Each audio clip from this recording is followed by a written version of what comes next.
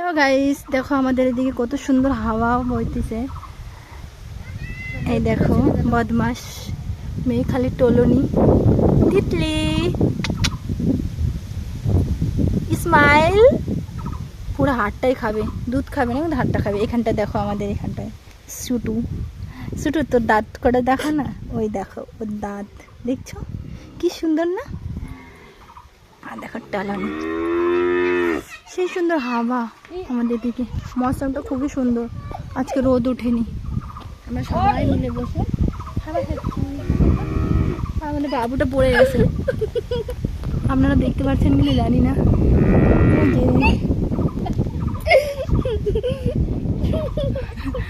ও যেতক্ষণ ও কেউ উঠাবে না, ও তখন ও পড়ে থাকবে। বাবু